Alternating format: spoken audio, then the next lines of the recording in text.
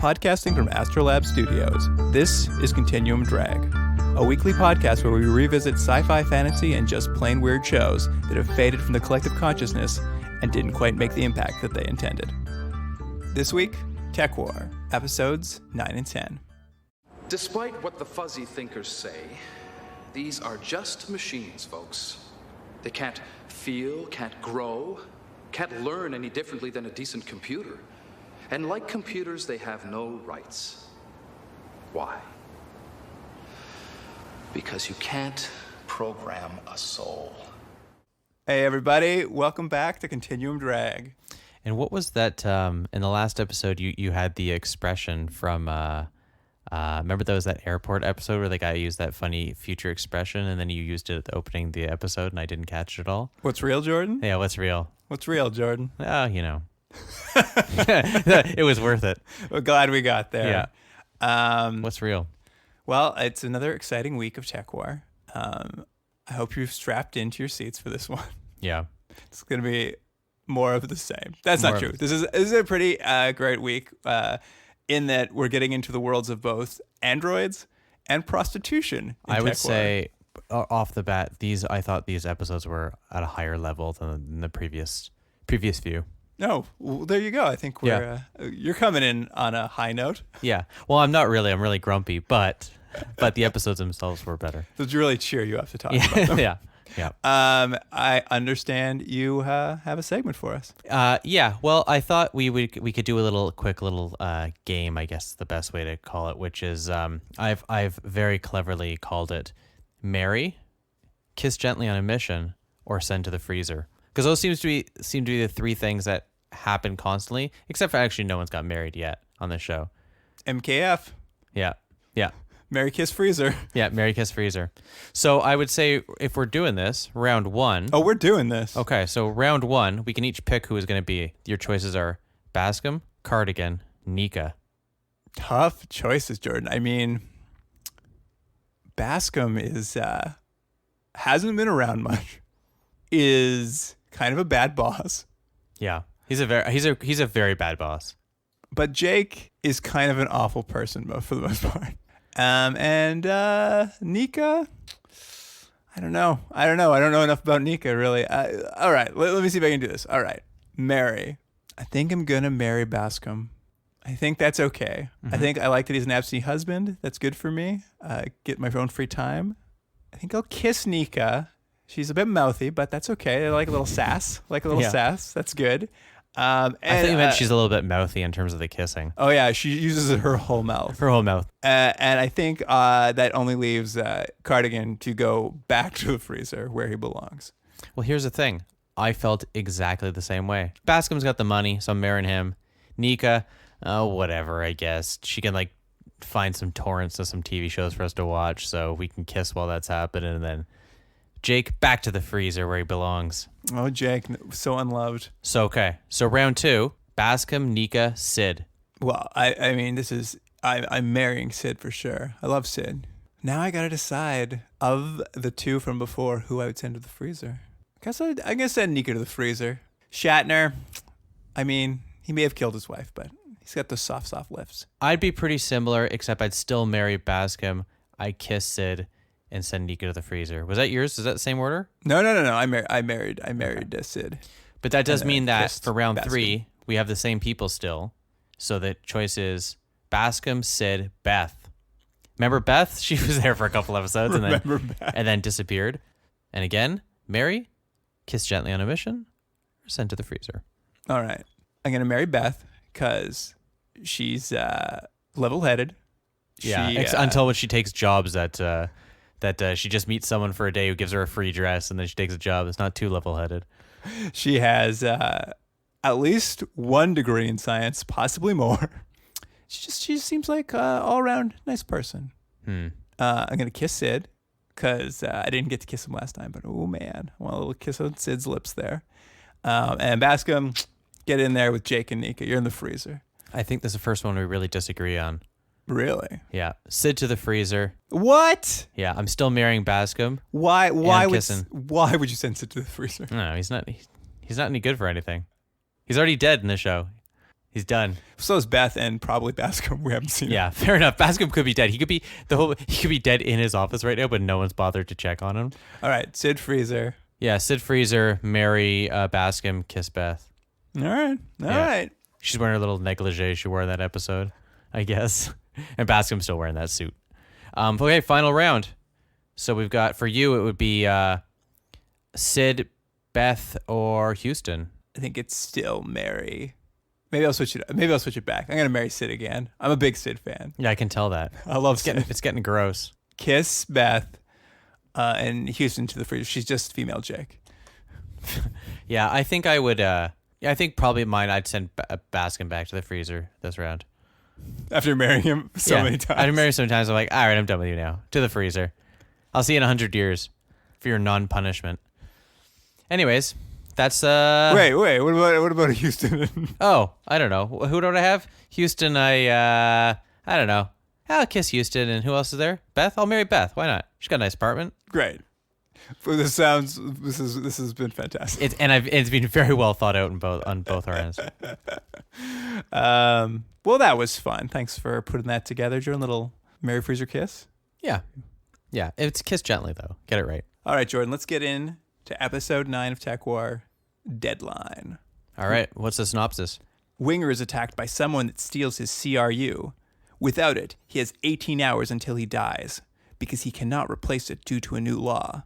They are phasing out androids, so he has to be quiet and try to fix things on his own. Yeah, I actually didn't mind this episode. I will say though that the actual premise I don't think makes any sense.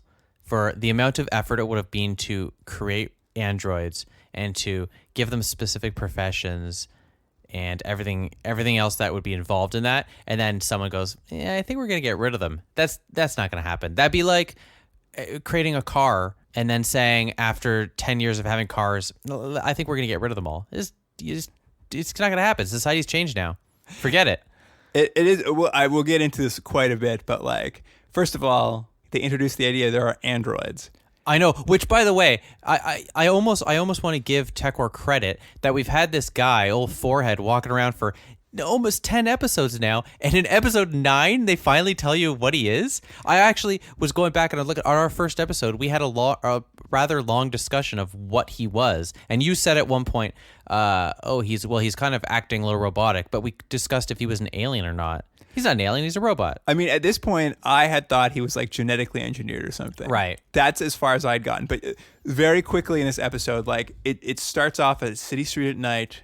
There's a giant TV for some reason on the side of a building. Yeah, that was weird, right?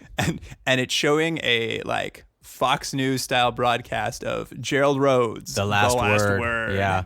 He was very, you got to give credit where credit's due. And for Tekwar, it was very similar to like a post 2001 Yeah, it's a real Fox News sort of Sean Hannity, Bill O'Reilly sort of thing. Real pundit. Which, like, to be fair, wasn't really, I mean, I think Rush Limbaugh was around at the time, but that sort of TV editorializing kind of opinion as masked as news wasn't really a thing yet, so good for them. Yeah, well, and I mean, he's talking about how Mecca should have no rights, or probably currently have no rights. How Senator John Thornton, who had once said the only good android is a dismantled android, has been assassinated, and he's their hero. Like he's very much. This is very much going to be a metaphor for androids as immigrant labor. Well, you think it is, but they don't really seem to land on that. They get a little wish-washy halfway through the episode, for sure. Like they lean into it early and then start giving up on that thought process very quickly. Well, and I mean, again, we can get more into it, but I actually thought if the episode was about what does it mean to sort of humanity or to have a soul or to have consciousness, that would have been an interesting episode. But they sort of hint at that, and then they also flirt with, it's kind of about immigration. It's kind of about race. It's kind of about all these other sorts of ideas, and they sort of don't land on any of them, and that's what I thought kind of hurt the episode a little bit. So after we get this like little prologue to the plight of androids, apologies, Winger is randomly meeting some dude after hours in the street. Lieutenant Winger, the police officer, android.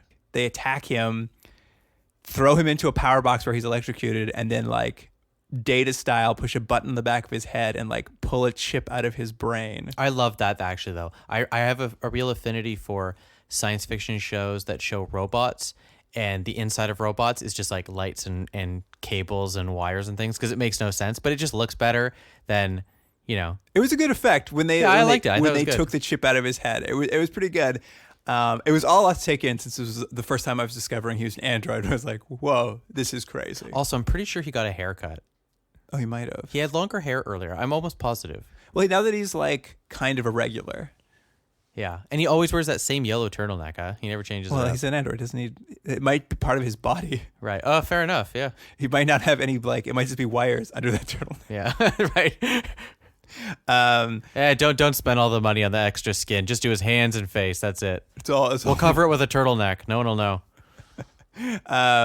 So from here we jump immediately to Cosmos, because Winger is hiring Jake to help him get the chip that was stolen, which is a CRU, or his cortical relay unit. Yeah. Did you catch what this thing does? It keeps him going. It doesn't really. To be fair, it doesn't make much sense that they would create an android who this thing is essentially his battery, right? You take the battery out, and he only has so long to live without it. Well, what they say it does is it regulates his motor skills, his memory, and his reason. Mm-hmm. But I don't like. If you took that out, wouldn't he like? If there's something regulate, like, isn't he just non-functioning? Well, that's the thing. They wrote themselves into a hole without it. So if you take it out, he's not functioning. So they have to be like, you have 18 hours. You have 18 hours for some reason where you can work without all these things. It's like, I've taken out your nervous system, but you've got a couple hours. Don't worry, go get a new one. You'll be fine. You'll get a new one. But yeah, so he hires Jake to go off books with him to get it back. Here's the thing about Jake, though. It's another episode and another character giving an opinion they've never uttered before. And in this episode, it's Jake being very anti-robots, or androids, excuse me. Like, do you know what I mean? It's the same thing as when Sid was suddenly really against bureaucrats for no reason. He's now, because they need him to, go on this emotional journey, which he doesn't, of course, because he's Jake. But to go, oh, well, he's learned to appreciate not only Winger, but robots in general. But he doesn't really. And also, he's never had, I don't remember an episode where he was all going like, I hate these mechs or whatever. That's true. I mean, he's always hated Winger, though. He's hated Winger, but because he doesn't like any sort of sense of authority. That's true. So and he's jealous of his turtlenecks. Now that we've reached the first checkpoint of a good Tech Wars episode, Jake has a partner. I know. And it's Winger. The first thing they need to do is find out who stole the CRU. So Jake says, let's go to Andy Town. Yeah, Andy Town. This is the best. I've never heard an android slanged as Andy before. Yeah. And the rest of the episode, they'll just constantly be referring to them as Andys. Well, Andy seems like a nice euphemistic term, where mech is the negative. The negative. Well, we will hear later. Someone calls him a mech, and that is like a slur to Winger. He doesn't care for that. He's okay with Andy. Yeah, Andy's cute. But mech is a step too far. Isn't it disappointing though? They go to Andy Town. See, there's nothing that indicates that there's androids here. There's no like portals on the wall that have plugs that they plug into, or there's no, I don't know, android specific scenery. It's just a bad set that's a bar. No, you never get any sort of establishing shot. Like literally, the next shot is like from a low angle up a building of a sign that says Lucinda's Bar, which I guess is an Andy bar, which we go into and we watch two Andys having a drink, complaining about how humans make them do the bad jobs like colonizing Mars. So what are they drinking? They're androids. I know. I thought the same thing. It's an android bar that humans also go to. That's what I mean. It's an android bar. Shouldn't it just have android specific stuff? Whatever they're, if this was the 1940s, they'd drinking oil or something. But he's an android, so they should just be, I don't know, getting tune-ups to their light bulbs or something. Yeah, it's very weird. And the only other thing we learn about androids in this moment is that androids also hate Winger. Yeah. I know. I kind of actually felt a little bad for him. The humans don't like him, and the androids don't like him. Yeah, he showed up, and all the androids who are talking about how unfair humans treat him see him, and they immediately start treating Winger badly. Yeah, and it's not really fair to him that they don't like him because he's a cop who plays by the rules. It's like, isn't he programmed that way? Well, and he's the only cop left on the force who's an android. Like, I'm just like, I guess he's because he works with the man. It doesn't make any sense. Like, Yeah. Well, because again, they needed just, I don't know, they needed everyone to dislike Winger. pile on Winger. Yeah. Although, a side note, the makeup on him makes sense and looks okay, but it looks dumb on every other person because clearly the idea was he has a specific type of face and then we'll create this weird little plate on his forehead. But I thought all the other robots ended up looking like Neanderthals, It definitely. especially the woman. I mean, it's a tough prosthetic. Like, it does just make you look like a Neanderthal. So like, the more people you put it on, the worse and worse it gets. Yeah. It's Also, was it ever clear if these robots have emotions or not? Because they talk about things as if they do, but then none of them really ever show it, or it's done in a weird artificial way. Because even at one point she said, like, to Winger, it'd be nice if you smile more. I was like, but you haven't smiled the whole episode. Not one of these androids have smiled. Well, we'll get into this now, but did you notice she says that and he smiles and he actually reaches up and touches his smile as if to like figure out what it looks like? Yeah, I did notice that. I'll get into this now because I had notes on this, but the concept of what an android is in this world is a kind of a weird mythology because their behavior's stilted. Mm-hmm. They're like, the way they talk is stilted. They seem to be fully sentient and maybe have emotions, but they just have no way of expressing them properly. I think again, it's a real decision wasn't really made. So you have someone's like, you're an android. Okay, I will act like this. And it's like, but it doesn't really work in the plot because they clearly have feelings because they feel unjustly put into these positions and feel that they're not getting proper respect and They have emotions toward each other. Yeah, They right? So don't it's like Winger. yeah, but you never see them laughing. You never see them. Oh, and they also imply that they have, sexual relations. That things get a little flirty between Yeah. a couple androids in this episode. Yeah. Do you think if they had that scene they'd use those funny robotic noises like they do when he was breaking down? I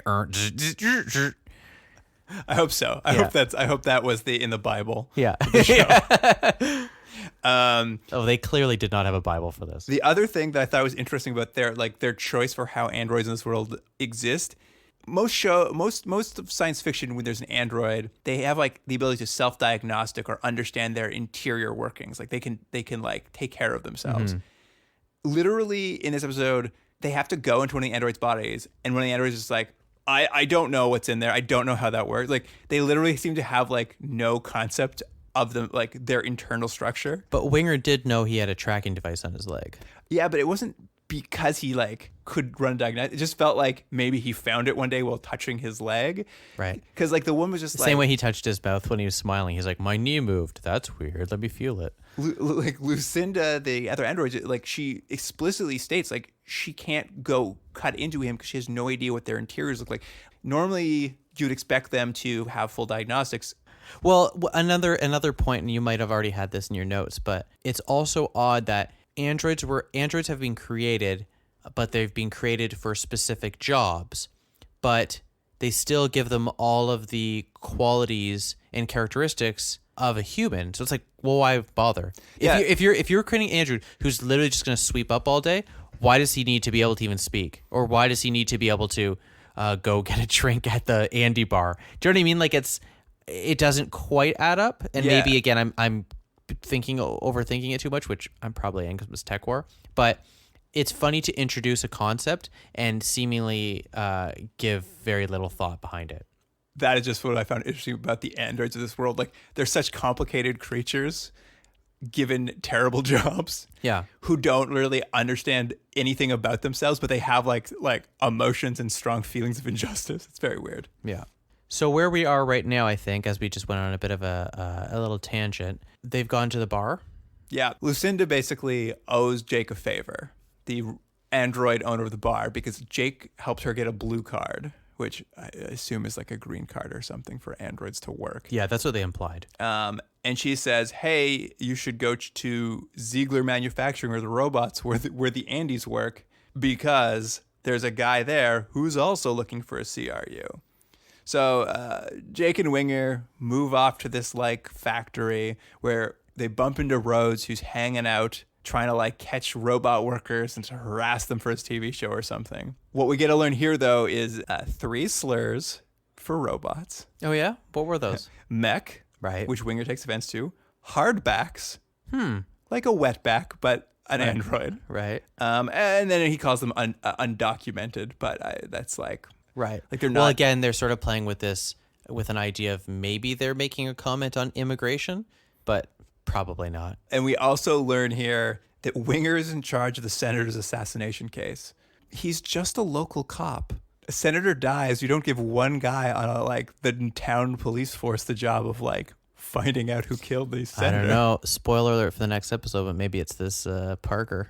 At any rate, we kind of have this like just reinforcement that Rhodes is a bad person. Probably the villain. Like they drive it home pretty hard. And then they go into the factory where they find this robot, this Andy, who's trying to buy himself a CRU. He's paid 10,000 credits to some huckster, and he never got it delivered because his has also been stolen. At which point he has a total meltdown and takes out a comically big wrench and hits Winger in the face with it. It really was very funny. Like props really dropped the ball on that wrench. Yeah, I guess the idea is they have to work with really giant machines. You never see them, so he just owns a giant wrench. Well, he's working the laser saw. That's what they mentioned. Oh, yeah. They do mention that this guy is working a laser saw. Not your normal saw you have here, but in the future they're called laser saws. Winger then defends himself with what we'll come to learn is a robot-killing gun. You can only kill robots with a specific gun. Yeah. Shoots the robot in the face. Yeah, which is great because it gives him robot face goo, which is one of my favorite things so far in 9 episodes.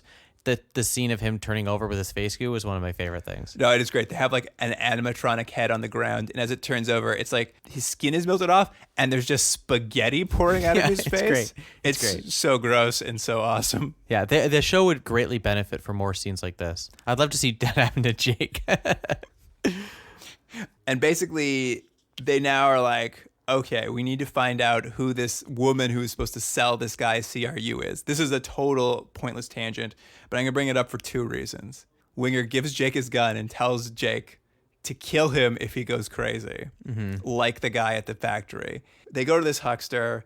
She was just ripping off that she never had a CRU. It's just like another pointless red herring in the show. But A, we learn Winger's 9 years old. Oh, yeah, he mentions that, right? Yeah.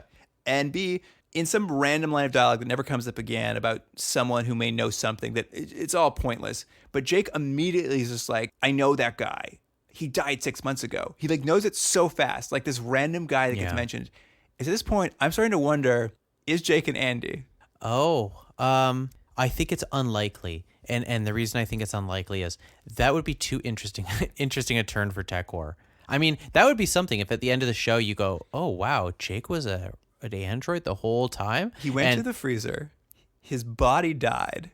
They transferred his consciousness into an Andy Jake. Again, it would be a more interesting show if this is his sort of journey along the way. He finds out that nothing he thought was real is real. But I'm almost positive that he's just going to stay this, I guess he's supposed to be suave or whatever, neo-noir detective guy who kind of works on tech stuff but doesn't really. I think one episode they've solved a tech-related case. Everything else has just been case of the week that has marginally connected to I'm just going to start I'm going to start viewing the show through the window that Jake is secretly an android. It might be actually more enjoyable for any other person who wants to put themselves through the torture of watching this show.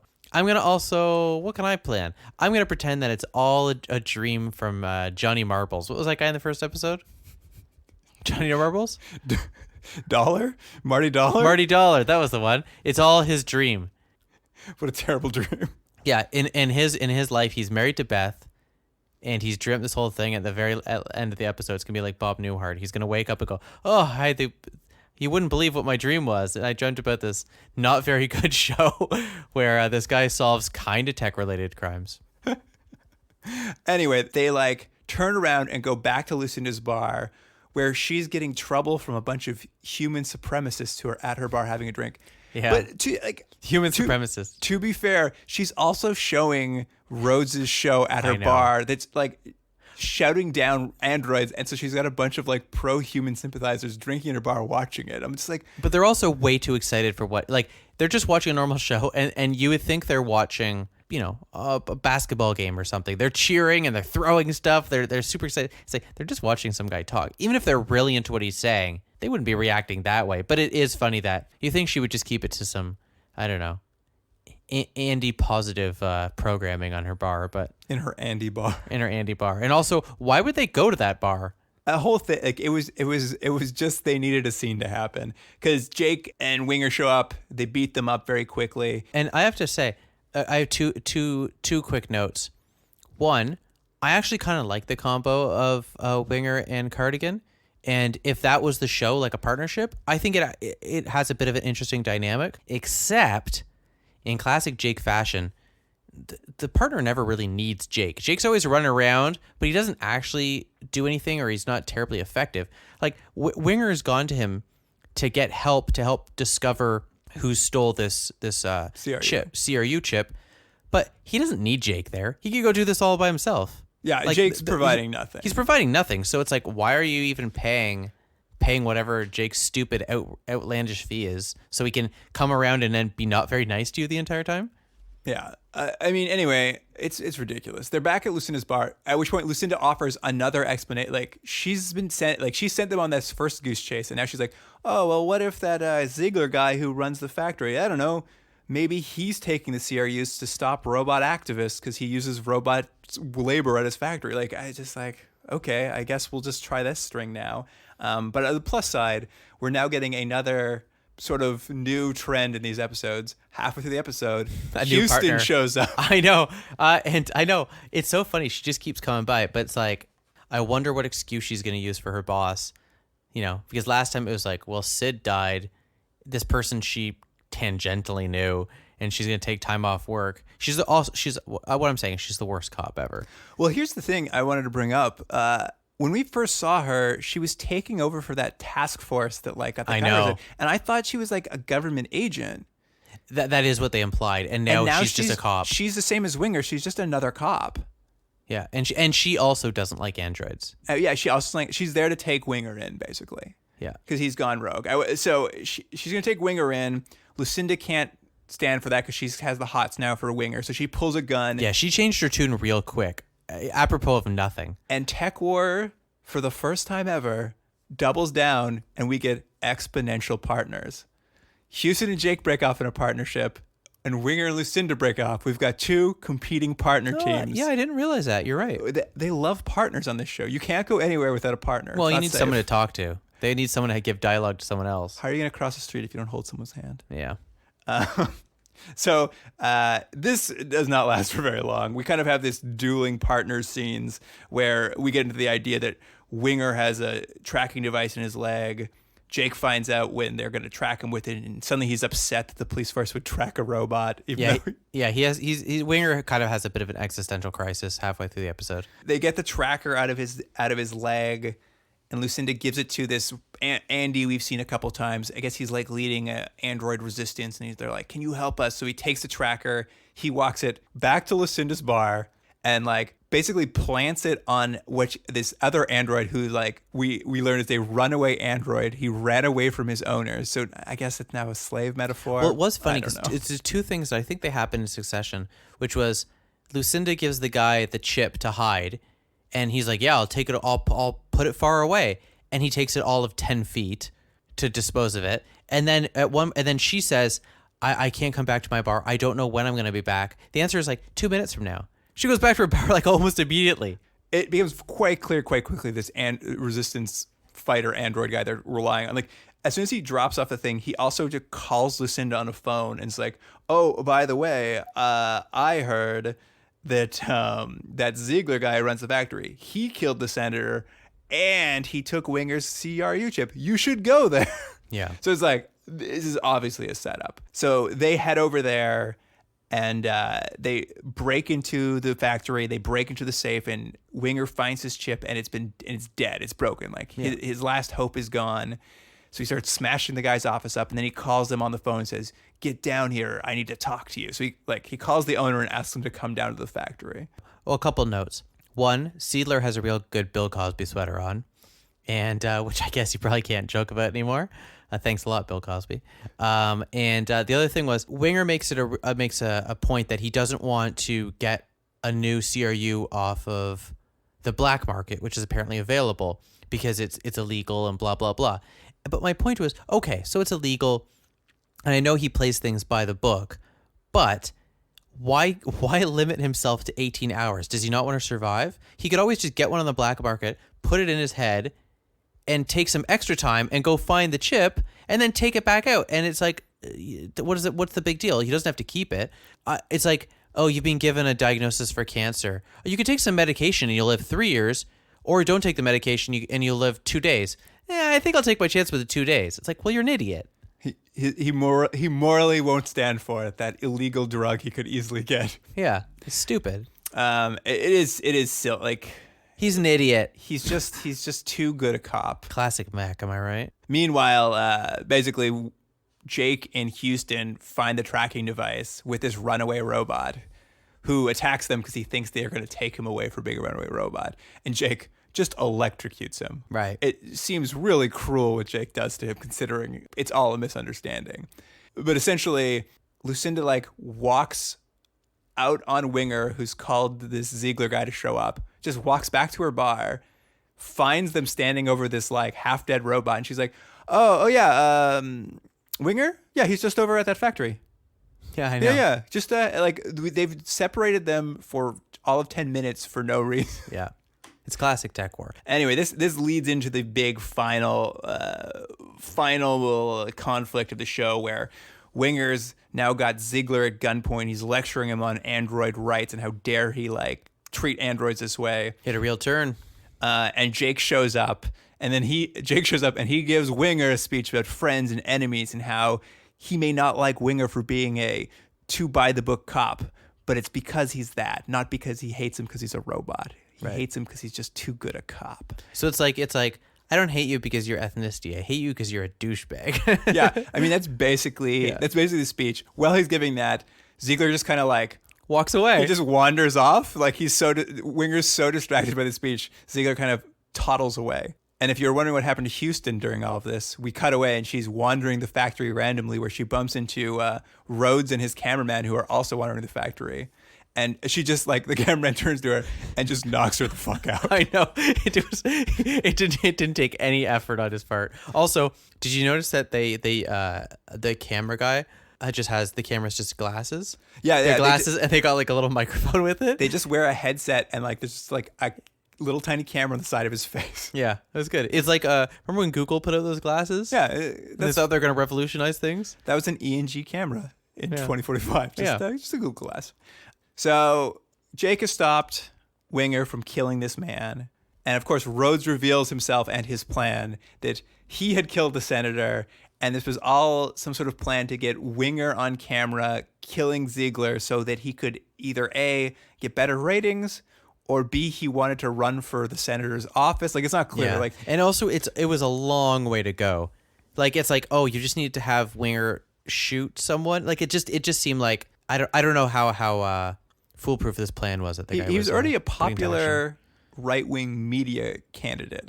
He could have run. He had already killed the senator. He could have just. I guess he needed for Winger to die and be covered up so that Winger's investigation would never uncover. I don't know. It was a very convoluted plan for this man to be able to run for office. He could have just done it at any time. Right. But now we get a human versus human fight and an Andy versus Andy fight. This time, Jake gets it with giant wrench. Oh, I didn't even remember, did he? The giant wrench comes back out, and Jake gets hit with it this time. That's funny. Because you can't not use giant wrench twice. You Yeah. have to get it back in there. Winger tosses the evil Andy, who is the resistance fighter, who's been working with the bad guy all along. Yeah. Through lasers, I guess. Yeah. Killing him, at which point Jake shows up, pulls the CRU from the bad android, puts it into Winger, saving his life. Which, by the way, is pretty much what Winger could have done from the beginning, because he's just taken another robot's chip. He could have just done that on the black market, and we could have just moved on. Did you, as Jake puts the CRU in and Winger comes back online, he asks Winger, "Are you all right?" And Winger says, "No, I have a splitting headache." Yeah. I was just like, I don't know what that means. Why do you have a splitting headache? It would have been a funnier line if the laser had cut his head in half, and then when he wakes up, his head's in two pieces, and then he gets a splitting headache. You know, like it was like an Arnold Schwarzenegger kind of pun. Yeah, that's good. Yeah. Yeah. That would have been a better. Maybe I'll write a note to the writer and see if he can change that for the Blu-ray release. Oh, and let me mention one thing. There's been a weird constant thing that's been mentioned in almost every single episode up to this point, and it was kind of funny the first time. Is expense reports. Have you noticed this? Well, this is what I'm going to get into. Is They mention it every episode, and it's at first it was like, oh, funny, they have to do an expense report, but now it's like I don't know if it's a running joke or what it is, but literally every single episode someone mentions and complains about an expense report. Well, this is how the show ends. Like, there's like a stinger moment. We get to see Lucinda and Winger getting flirty, like they might hook up later, but Android Winger's styles. really angry because Jake's expense report, he's just got like all kinds of unreasonable expenses on his expense report. And to be fair, Jake was hired like he had 18 hours to live. He probably hired Jake with 12 hours left. Where did Jake incur all these expenses? Not only that, Winger was with him the whole time. So like he's like, I know we didn't go to lunch. You know, Yeah. there was no time. So it's like, why are you putting in a lunch thing? Yeah. He literally asked, like, what is this lunch order on here? Yeah, it was completely reasonable. I do feel like Jake is just lying on his expense reports. Yeah. But again, every time now they mention expense report, I just, oh, come on, guys, enough. Like it's not as funny as you think it is. I think maybe they're laying the groundwork for how corrupt Jake is. The later he'll get taken down. He'll just get audited in the last episode. It's a tax audit. That's a good episode. Yeah. All right. Let's move on to episode 10. I want something I can't find in the usual dives. Girls, boys, or Android VR. So what's your fantasy? You haven't pointed, handsome. Retry or abort. What's the matter? Didn't you like the preview? Well, VR sex is like taking a shower with the water off. Well, let's get wet. So episode 10, Carlotta's room. Mm-hmm. Jake's politician friend frequents a brothel and fell in love with Carlita, a VR prostitute. But Jake's friend believes she's a real person, held in captivity, and asks Jake's help to free her. So hey, I have to say, first, that last episode, we got to Andy Town. This episode, Fantasy Town. It's true. We're seeing all the towns. Yeah. Although a Fantasy Town just is a gross strip club. Oh, it just looks like a bad nightclub. But we start off in the VR prostitute room of Carlotta. And by the way, isn't this like the third episode that started in some sort of brothel? It seems like that is a recurring opening cold open here on the show. In that first episode, we also started with a client and a prostitute who also was in a room very much like the set deck for that. It's all veils and drapes everywhere. And like the music is kind of like a pan flute. Like that's the most erotic music. I don't know why pan flute's so funny, but it really is. Oh, that's the music they're playing. It's crazy. So what we're seeing here is that Assemblyman David Lane is in love with this, what is theoretically a VR prostitute, but as is already spoiled by the synopsis, is a woman in captivity somewhere, and he suspects as much. So his time is about to run out with her, and it's really weird. Like a superimposed like graphic appears on the TV that just says Fantasy Town, Plaza's low. Oh, I didn't notice that. I guess the idea is in the VR thing, he's seeing like his time is almost. I don't know what Plaza is. Like they just say Plaza's low. It's really weird.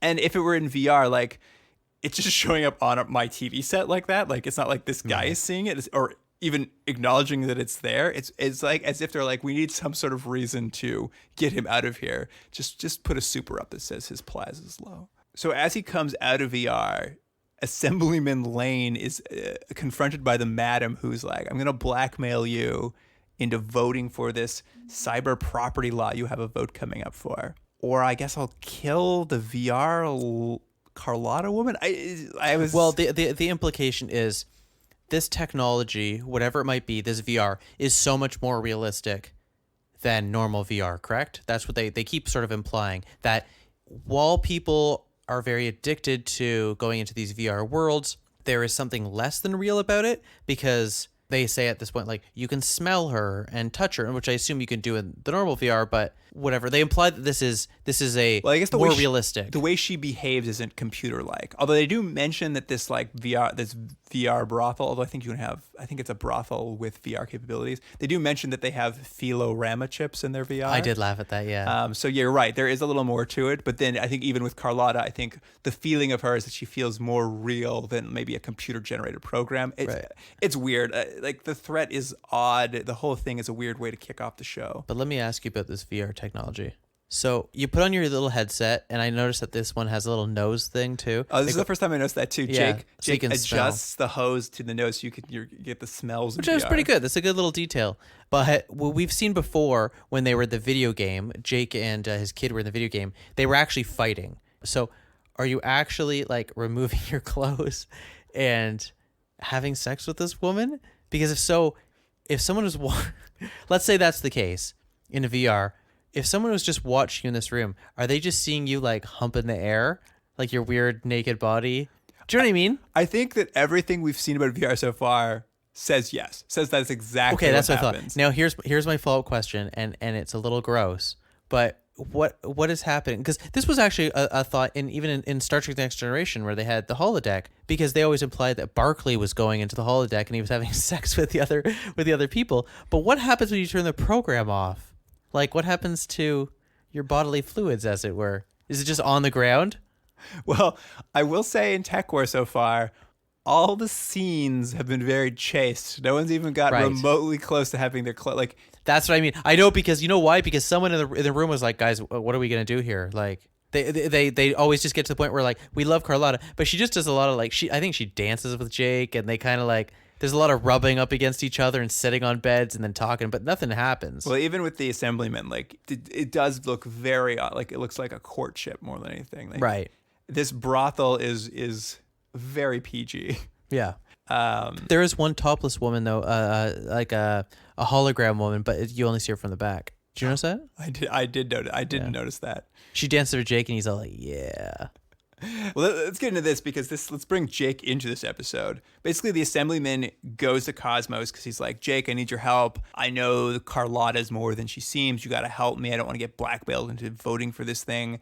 And he like interrupts Jake about to go on a date with Houston. Yeah. Which I was like, hey, they're finally going on their date. And then I thought, well, wait a minute. The time doesn't really make sense. Because remember last time, they're like, we haven't seen you in a while, and she'd just been there. So who knows? Maybe it's only been another day. I mean, this might not be their first date. This could be another. They could have gone on a couple dates. Right. And by the way, does Nika not feel like she's way too into them dating? She keeps making like, and making these comments. It's like, Nika, get your own life. So in order to like find out what's going on with Carlotta, they decide Jake needs to like go undercover. So they make up an alias for him, Clive Ellison. Why did he need to even come up with that? Like, couldn't they just said, yeah, you're Clive Benison or whatever you said his name was? But like, no one checked his ID. He just went into this place, and then he's like, and here's what he looked like. He looked like, and this might only be a joke for me, he appeared to be the impersonation Norm Macdonald did of Burt Reynolds on Saturday Night Live on the original SNL Jeopardy sketches. That's what he looked like. Well, it's really the only thing he did to get into character for this alias was he just put on a cowboy hat. Yeah, no, but for one of the scenes, he kind of uses a Southern accent. Right. For no reason. It's like, why does he have to have that accent? I mean, it's very strange that he just set him up that way because like he's gone on missions before where that hasn't been a problem. But anyway, Houston's excited. They're going to go on a case for their date. But as soon as they pull up to Fantasy Town, they have a problem. Someone's going to recognize Jake. Fan favorite Lizette is a bouncer at the doors. I know. I thought at first, oh no, there's another guy like that. They're doing this, and it's the same guy. No, I know they brought back like I'm not sure if it's like I mean they don't even know. It's not. It's either a man in drag or someone who's transsexual. Like I don't know if the writers even distinguish between them, but like it's just played French for a gag. Yeah, in a really thick French accent, in quite an ensemble, and. Yeah, it's just there for a gag. Houston basically arrests Lizette on an outstanding warrant so that Jake can get by without being recognized into the club. What are the legal ramifications for Jake getting into a place with a fake ID? Let's say he got there and he got the information he needed. you're never going to be able to prosecute. He's not a cop. I know, but it doesn't matter. So, like, but that's never going to stand up in court. He has no warrant. I don't know what Jake's job is still, so it doesn't really matter. I don't. Right. Anyway, so Jake gets in to Fantasy Town. It's just a bad nightclub. They put on VR glasses. They're like, what kind of holographic VR liaison would you want? And there are 3 options. And by the way, it was the most annoying menu screen ever. I'd have been like, I'm out of this. I can't deal with this woman. Yeah, it's just like, what do you want? Girls, boys, androids. Those are your 3 options. Also,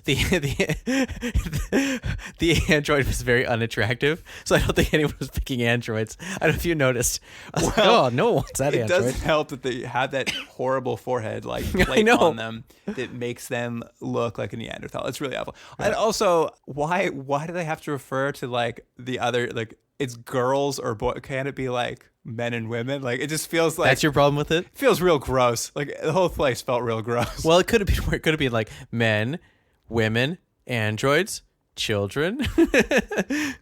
It's funny. This is a very PG sort of brothel, and I mean it's about as edgy as Tekwar's gotten. And this doesn't need to be The Sopranos or something, but it is funny how I think they're trying to push how grimy this sort of place is, but it doesn't look any different than any of the other bad sets. Do you know what I mean? Like it still has the same weird blue and purple lighting. And anyway, Jake doesn't want any of those options, so he's like using his best cowboy accent. He's just like trying to like get her to show him the good stuff at the bar.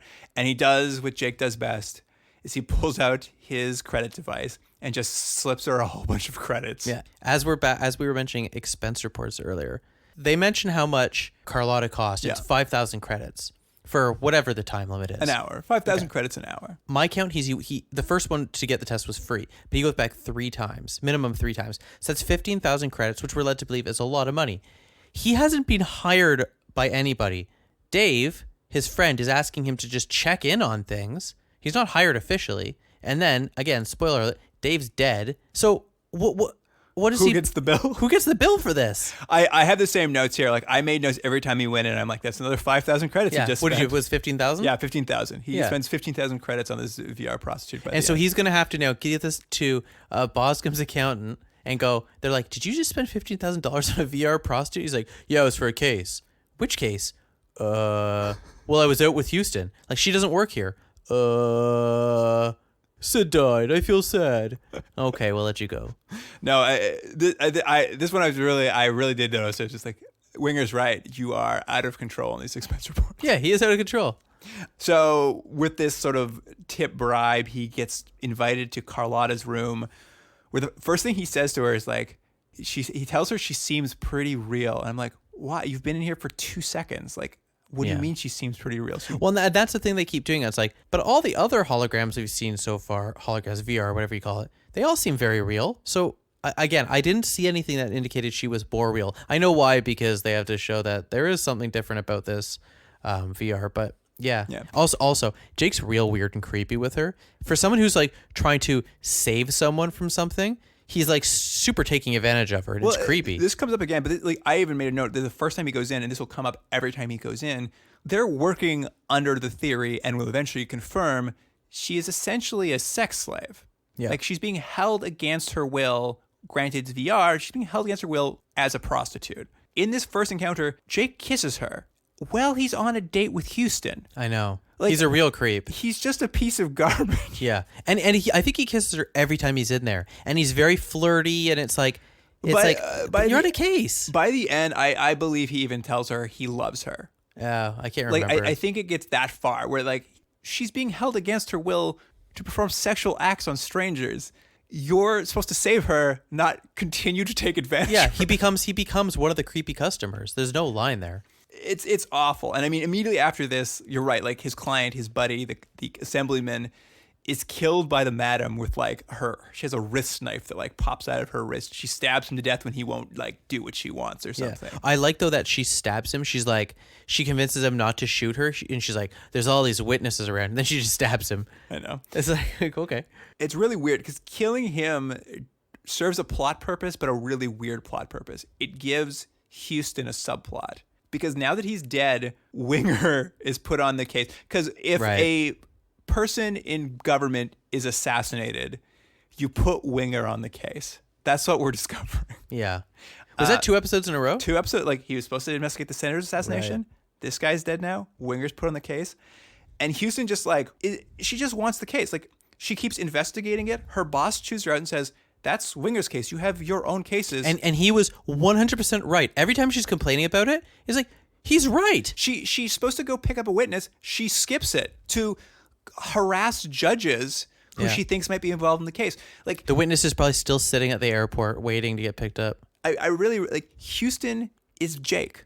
Yeah. She's so bad at her job. Yeah. Like painful. Like she. It's funny though, because clearly the point that the writers are making, you're supposed to sympathize with her. You know, the man is telling her what to do, but it's like that is your job as a cop. He's like the fact he told you to solve your cases and work your caseload and not interfere with another police officers. And she's like, I can't believe it. And at one point she's like, what am I going to do with all this information I get? And he's like, well, give it to Winger. And I'm like, you had to be told that? That's ridiculous. And so it's like they try to play him as this bad guy, but he's clearly dealing with a bad police department. Yeah, I mean, she's implying there's some sort of conspiracy going on, but that never really comes to fruition. Like, I'll jump ahead. Like, she gets shooted a few times, but there is like this series of lines where they're screaming at each other, and he's just like, "Stop doing this! You're going over the top." And she tells him, "Following the evidence isn't going over the top."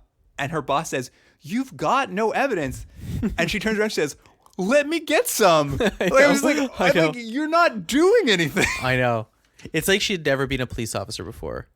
It's crazy. I mean, I'm gonna skip ahead a little bit here because like there's a lot of stuff, but like it is just her subplot is she's a terrible police officer, and then after that exchange, she quits. She quits the police force. I know. They made you try to do your job, and when you didn't want to, you just decided the easy thing to do was quit. Let me mention a couple funny things that you don't have to keep in. But there was one line where it was either Nika or Jake says, they go, Rossi has his finger in everything, like banking, securities. And I started laughing because I was sure they were going to say prostitutes. And they didn't, but I thought that would have been funny. A good joke. Well, that it would have been a good joke. That kind of goes into like the basics of the plot. Like they're trying to figure out who would be blackmailing politicians as Carlotta. They figure out there's only one guy in the world apparently who it makes sense for, which is this Rossi guy who Jake goes to visit and like in his cowboy alias. His Burt Reynolds character, yeah. Just so he can ask some questions about Carlotta. And like the guy like is just like, nope, please leave. Yeah, he just stonewalls it like with no problem. Like Jake gets nowhere. And then like his phone rings and I guess a porn actress is calling him. No, it was the madam. Was it the madam? Oh, no, you're right. It was a different lady. And he uses his classic line. Well, this is his trademark. Yeah, his trademark pickup line. You'll have to excuse me for staring at your eyes. Yeah, because he's clearly not. He's looking at their breasts. Anyway, about this point, like, I made a note here because Jake keeps going back and he keeps pushing her to have her memories about who she was because they figure out that she must be somebody. Like they use a fancy, what do they call it? The neural feedback identa EEG calibration, which is just like goggles he puts on. It's a sketch artist. It's like a fancy sketch artist. Yeah. And they figure out this woman's face is a woman who's been missing, Madeline Kendall. She's been missing since 2045. So I guess that year, maybe That year. Yeah, I think they mentioned 6 months before. Did you catch the only piece of information about her in her bio? No. Raised on a Christmas tree farm. Oh, that's right. Because it's funny that you mentioned that because later on when Jake's getting her to project her memories and he's like, look, there's Christmas trees. And I was like, why is she talking about Christmas trees? But that makes more sense now. Yeah. She's look Christmas trees and they show her memory as she's having it. She's not looking around the Christmas tree farm. She's in a house and there's a Christmas tree decorated for Christmas. It's like, I'm just like, well, this doesn't tell you anything. It's great. Like Jake keeps going back and pushing her to have memories. And at some point she's just like, she calls him a philosopher. And I'm like, no, not Jake. Yeah. Not a philosopher. But at some point he pushes her hard enough. He's just like, you're Madeline. Remember who you are. And they do a morph effect of her from like this negligee wearing prostitute. And it morphs. And it's just her in a sweater now. I loved it because she was wearing 1990s jeans that were high waist. I really like that. But there was one point where she's like, there's no Madeline here. And then I was hoping she was going to say, there's only Zool. But she didn't. But yeah, Jake, I felt like Jake was really pushing her. It's like, again, it's like someone who's clearly been abused. She's not in a good place. he's just pushing her and pushing her, pushing her, and at the same making time, out with her. and making out with her. It's like, oh, this is so inappropriate. It is crazy. And he finally pushes her hard enough where she kind of morphs into a sweater woman, like this exact same woman in a sweater. But she's wearing different clothes, so you know she's not a prostitute now. Yeah, sure. I mean, they still, like, wardrobe still dressed her sexy. It's insane. Yeah, she's still showing a little bit of midriff. Like, She looked like Jennifer Aniston from the purpose of that 1995. morph was to see her as a person. But, like, wardrobe just dressed her as if it's, like, a slightly different fantasy. It was it's so weird. But now she has flashbacks, and we get a, like, I'm remembering what happened to me, and we, like, see a flashback of a car flipping over, her Right. horribly disfigured, Yeah, I know. and like a POV shot of a drill coming down at her, like, at the camera. Yeah. And at this point, I made a note. I was like, oh, I hope she's a brain in a jar. She sort of had like a Wolverine-esque flashback to the torture she's endured. She's endured, and I was like, yeah, I like the big reveal better be she's a brain in a jar somewhere. That would have been great. You know Tekwar was not going to do that, though. This leads into my theory that Cardigan is an android. Okay. All he saw was a flash of a car accident, a flash of her horribly disfigured getting pushed on a gurney, and this drill. He immediately figures out what hospital she was at. That's like he just sees a hallway of a hospital, and next thing you see is him and Houston at the hospital asking questions about a Jane Doe that came in, and they're told, oh, she died. And they're like, what about the doctor who worked on her? He also died. He drowned in a relaxation tank the next week. I know, that was funny. So this is like Rossi, I guess, he's been scanning hospitals looking for the perfect woman to be incapacitated. He basically was like, I'm going to go around hospitals. I need someone who is just about to die. Also, despite the possible disfiguration they may have, at this moment, I think they may look like they may used to have been hot, so that I can use their brain to project whatever. But like, could you just project anything? Do you know what I mean? Because they're blocking her memories in some way. So why couldn't you just project yourself to be a better looking person? You run a brothel. You run already people on the margins. You could just take one of them. Yeah. And then also you have to kill a doctor along the way. The doctor Yeah. who saved her life. You also Yeah, it's a lot of work for her specifically. for a blackmail VR robot, like a VR that's so realistic that you can blackmail judges and assemblymen with it. Right. It's a very long, convoluted plot. Jake discovers basically what happened to her. He once again goes back, makes out with her some more, and she has another flashback where Jake's like, I know that room. Yeah, It's it was in so Fantasy dumb. Town. I'm like, you guys didn't look around the building? Yeah. Also, the rooms they go to look nothing like the rest of the building they're in. Yeah, it's like a back room that apparently Jake was vaguely aware of. Yeah. Anyway, him and Houston like bust into the room. They kill a couple thugs and then like throw the madam onto her own knife to get rid of her. Didn't that feel like that action whole scene was just thrown in though? Like someone was like, guys, this whole episode there has been a fight. Because it was just, but here's what I liked about it. Did you notice man on woman, woman on man fight? I did notice that. They unusual. Usually it's like man on man or robot on robot, but this time, Yeah, robot on robot. this time they switched it up a little. I did notice and appreciate that. But you're right. It felt like, oh, we forgot our requisite action sequence in this episode, which is good because we would have died without it. And of course, they discover Carlotta / Madeline.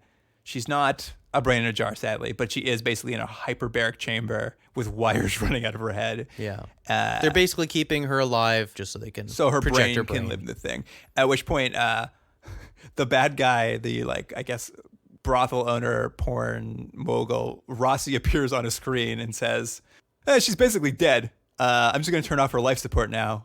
And also, you have no evidence against me. They actually don't catch him in the episode. Like he gets away with it, which is a first for this show.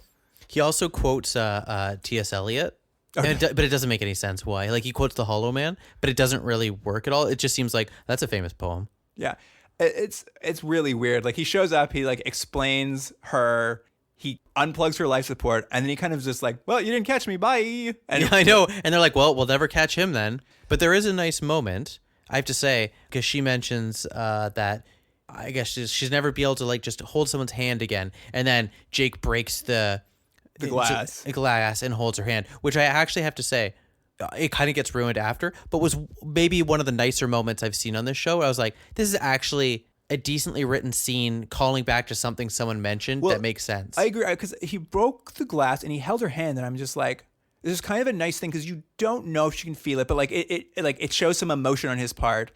And they should have just finished it there. He immediately lets go, and I'm like, oh, why did he let go of her hand? She's not dead yet. But he runs over, puts on VR glasses, and starts making out with her. Like, I know. Like his one. And she's like, I felt your hand. I felt your hand. It's like, I know, they missed the beat. There was actually a really nice, almost somber moment they could have finished on of just, he holds her hand, and the audience remembers that line. He remembers. And we never know if she felt it. We but never like, he know, tried. but he tried. Yeah, no, that's actually like, wow, that's really good. But then, yeah, he has to go and be a creep. Like he holds her hand for 2 seconds and then runs to the closest VR thing. Houston's in the room this time. I know. Like he goes in and almost immediately starts making out with her. Houston's probably looking at him. Clearly, can see his erection.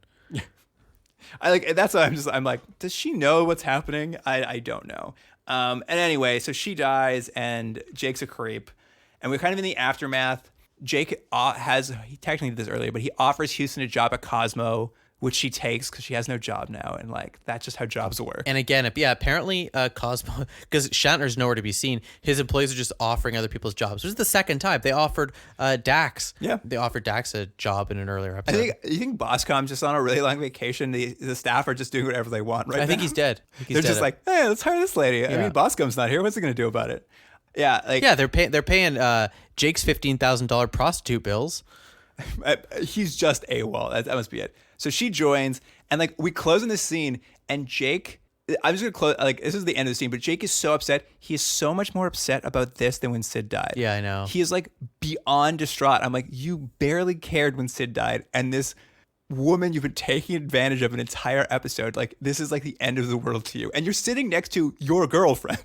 Yeah. Theoretically, I don't know what Houston is to him anymore, but yeah. Well, I think it's going to get complicated in future episodes if they do become partners, which it looks like they're planning. It's crazy. Anyway, and that was it. That was the 2 episodes. Yeah, and the show remains as weird as ever. Yeah. All right, Jordan, you want to give me some final thoughts and some scores on these episodes? Well, again, as I said in the opening, I actually think these 2 episodes were, I don't know, far better or far superior than the previous episodes, but I like them a lot more. I would give episode 9 a 7 out of 10. Interesting. I kind of liked him with the robot, Android, whatever he is. I liked them together. I give it a 7. I mean, it's kind of goofy, but I just thought you at least got to see more androids. You explained who he was, and I thought it was okay. That's all right. I don't entirely disagree with you. I think I'm gonna give it. It's maybe a little high, but I'm gonna give it a 6. All right. I liked Winger. I liked them as partners. They had some of the better effects in the show. Yeah, and like that the robot melting really won me over. There was really only one red herring that wasted time in the episode, so like it was more or less on point the whole episode. Maybe that's what it was. It did feel like the episode wasn't wasting my time as much, which is maybe my major complaint with Tekwar is you get through 45 minutes and you think, geez, like this could be in 5 minutes. There's 5 minutes of content, and that episode actually seemed like it had kind of a plot. Yeah, I mean, maybe how androids work don't make a lot of sense, but at least it tried. Yeah. So next episode, the episode 10, I'm gonna say it. I'm gonna give this a 7.5. Wait, yeah. Carlotta's room. Yeah, I liked it better. I actually really liked the episode, and you know why? Because I don't know why. I the scene with like. It was so close to being a decent episode, despite all the creepiness. Weird. I thought there was something interesting there, and they just kept missing the mark really close. But I don't know why. I just felt like 7.5. I mean, do we disagree? I will agree that there was some kernel of an interesting idea in there, but like I felt this episode spun its wheels so hard. It's a 2 for me. Oh my gosh, we've never had such a disparity. We have never been this far apart. Yeah, I don't know why. I was like, yeah, I like this episode. Maybe I was just in a good mood. Yeah, I mean, and you were in a terrible mood. More power to you, Jordan. No way, it's a 2. But what's our ranking right now? I'm gonna go in to the old Continuum drag computer here and see how the average scores are looking on Tekwar these days. That 2 is really gonna pull things down. Can't believe you gave it a 7.5. That's blowing my mind. I think that's my ranking with my highest episode ever. This is the highest you've rated a Tekwar. Is it? Maybe I'll regret it. All right. So Tekwar lives to fight another day. Oh yeah. We're running at a series average now of 5.2. It's actually increased. Oh. It's Tekwar. Well, I think I really did it with those Tekwar labs. is really. I mean, I liked the first one. I moved my score up. So what am I gonna say? Tekwar gets to come around for another day. That about wraps it up, I think, for this episode. Yeah. If you want to get a hold of us to talk tech, you can email us at continuumdrag@gmail.com or find us on Instagram and Twitter at continuumdrag. And I think most importantly, if you also agree with Luke's theory that Jake is a android, please let us know and provide details. I'm not quite convinced yet, but that would be interesting. If you do them in point form, I'll figure out how to get them on the episode, or maybe not. I don't know. because Luke can't read full sentences. Has to be point 4. Well, I don't want to read full sentences. Yeah, fair Too enough. long. Fair enough. All right, you guys. Everyone have a good. Never mind. See you next week.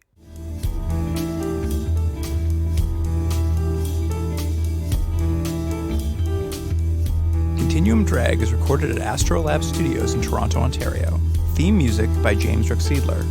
Produced by Jordan Delick and Luke Black.